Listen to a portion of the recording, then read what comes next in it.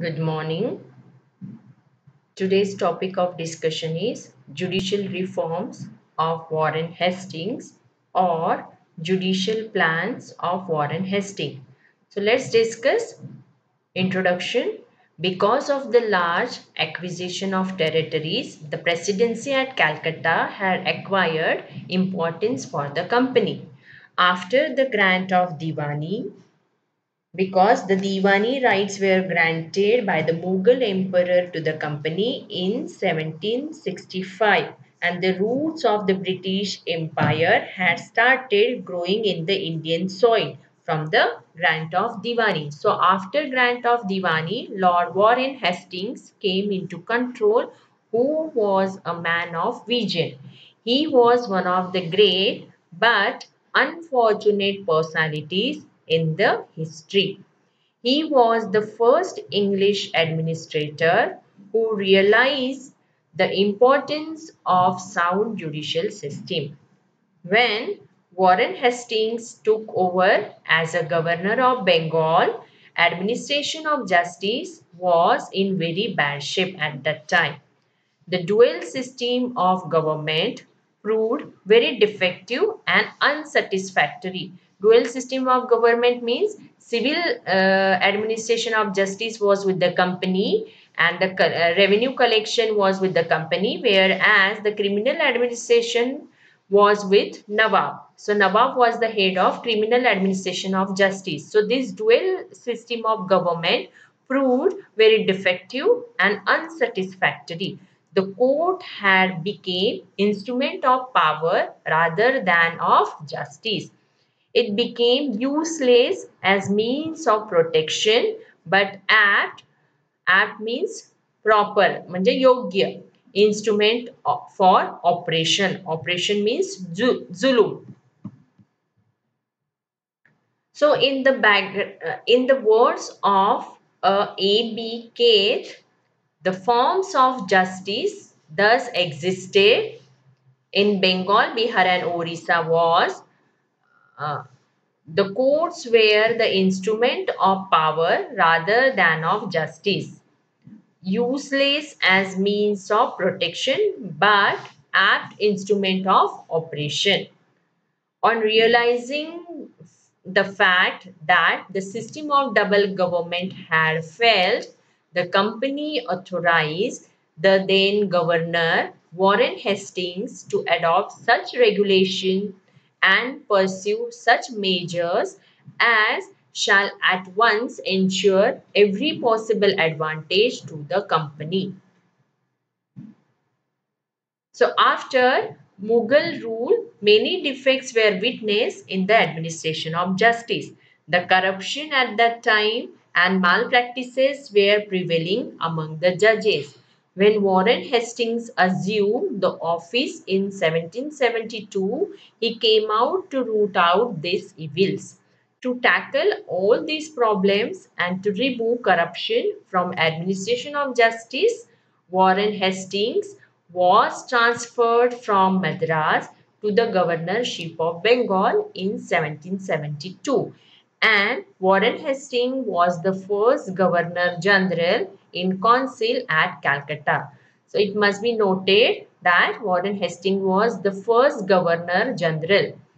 To set the right situation, first Warren Hastings appointed a committee known as Committee of Circuit, and he was chairman of the Committee of Circuit. The committee suggested several reforms म्हणजे सुधारणा for the proper administration of justice.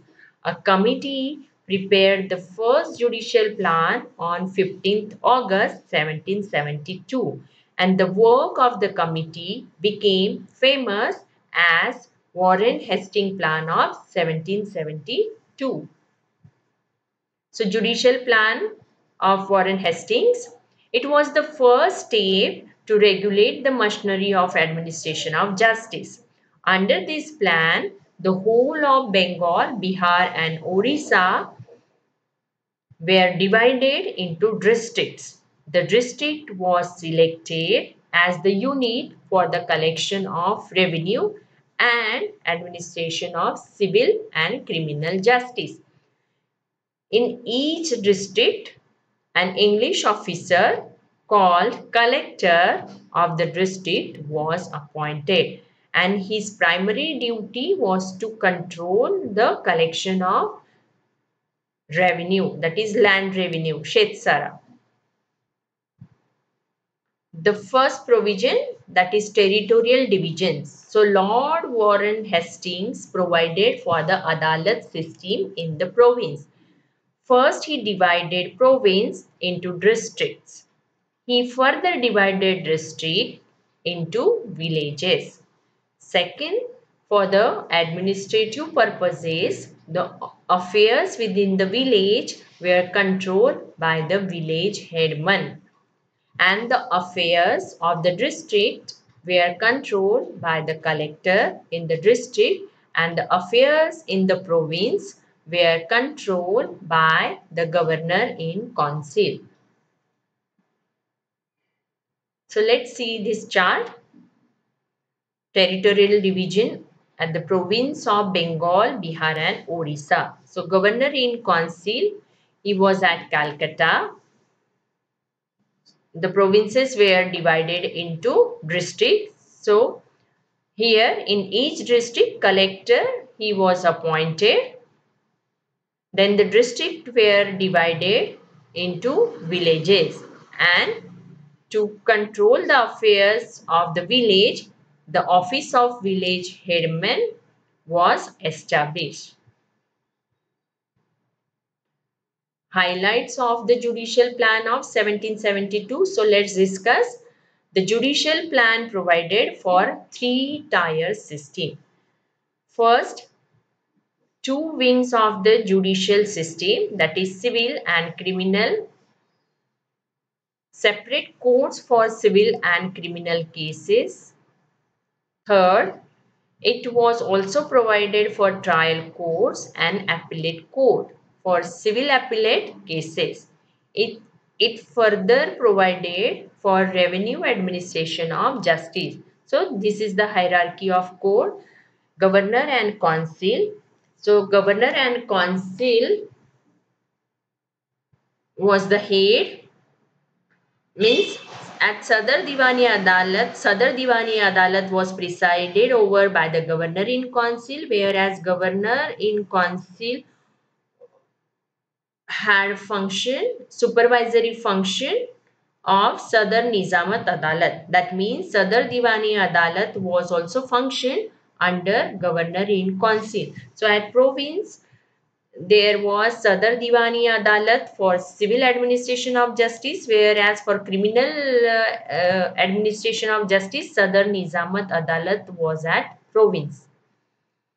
Then in each district, collector was appointed. So Mofisal Divani Adalat for civil actions, whereas at district level, Mofisal Nizamat Adalat was for criminal cases. Whereas at village level, the office of village headman was established. Second provisions of plan of 1772. So the various adalats which were constituted under the plan were as follows. Number 1, Sadar Divani Adalat. Second, Sadar Nizamat Adalat. Sadar Divani Adalat was the highest court for civil actions, whereas Sadar Nizamat Adalat was also at province. Third, Mofissil Divani Adalat and Mofissil Nizamat Adalat or Fozari Adalat was at district, whereas office of village headman was at village. So let's discuss one by one. First, division of Bengal, Bihar and Orissa, that already we have discussed. Warren Hastings divided Bengal, Bihar and Orissa provinces into various districts, and in each district he appointed an English servant of company as collector who was responsible for collection of land revenue. He was also given executive as well as judicial powers because he was judge or he presided over Mofissil Divani Adalat, that we are going to discuss further. So let's discuss first Mofissal Diwani Adalat, that is civil justice.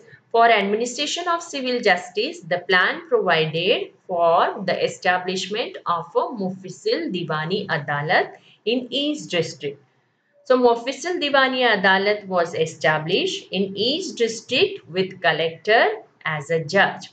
He was authorized to decide all civil cases. Mofissal Diwani Adalat was empowered to decide disputes relating to marriage, caste, property, real and personal. Real means immovable property and personal property. Number 4, debts, disputed accounts, contract, partnership. Number 8 was demand of rent, etc. were decided by Mofissal Diwani Adalat. Decision was final in all suits up to the valuation of rupees 500. The provisions of Hindu law for Hindus and the Muslim laws to Muslims were to be applied. The collector who were called upon to administer justice, he was Englishman and he did not know much about these legal system or personal laws of the parties. And therefore, to make the system workable and to enable the collector judge, native law officer, qazis and pandits were appointed to assist the collector while deciding the cases.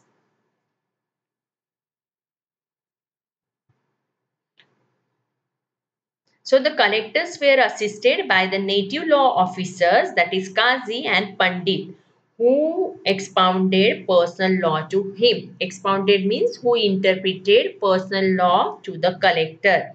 So they applied personal laws of Hindus and Muslims. After that, we are going to discuss Mofissal Nizamat Adalat. So, Mofissal Nizamat Adalat was at district level. In each district, to try criminal cases, Mofissal Nizamat Adalat or Fauzdari Adalat was established. The court was consisted of Muslim law officers, qazis, muftis and Molvis. Molvis played the role of interpreter, whereas Qazis and Muftis decided cases. So the role of interpreter was given to Molvis. The jurisdiction given to this court was to decide all criminal cases and misdemeanors, that is minor wrongdoings, that is Gairvartanu, under the collector of district. Petty criminal offences were tried in this court.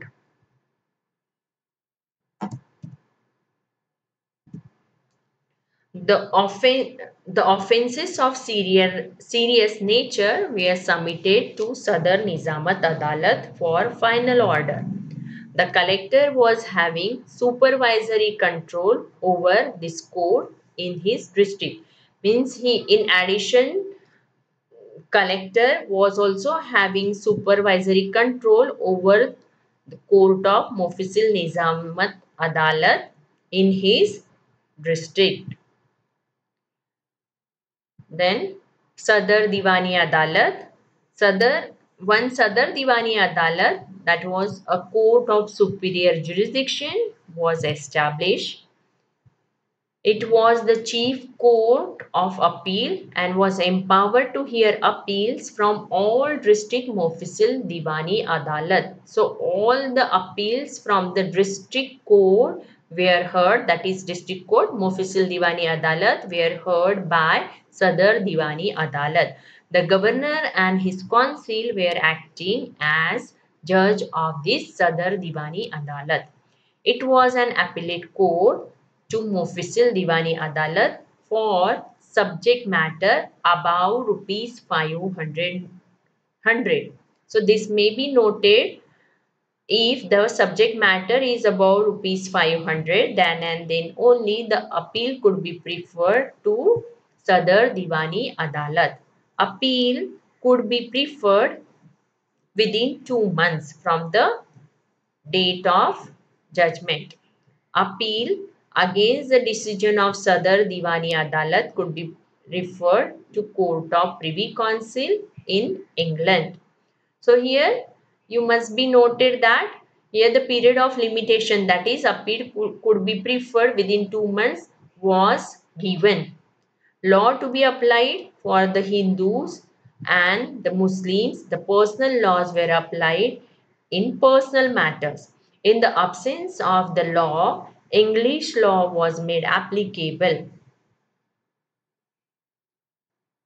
Sadar Nizamat Adalat, criminal administration. For criminal administration of justice, Sadar Nizamat Adalat was established. So it was an appellate court to Mufassil Nizamat Adalat, and this court consisted of Indian officers, Daroga-e Adalat, as a judge. And as you know that the Nawab was the head of administration of criminal justice, and therefore this court consisted of Indian officers, Daroga-e Adalat, as a judge, and he was appointed by Nawab. And he was appointed by Nawab but on the advice of the governor, and who was assisted, that Daroga-e Adalat was assisted by the Chief Qazi, Mufti and 3 Maulvis. There was a supervisory control of the governor in council on this court. Death sentence, forfeiture of property can be given on the approval of Nawab. Means capital punishment can be given on the approval of Nawab.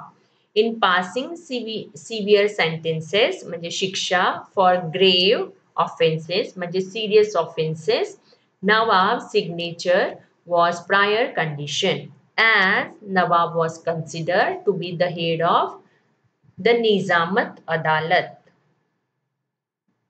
After that, there was a small cause courts or the office of village headman. Besides these courts, in every village, the village headman was appointed. He was usually the village head farmer.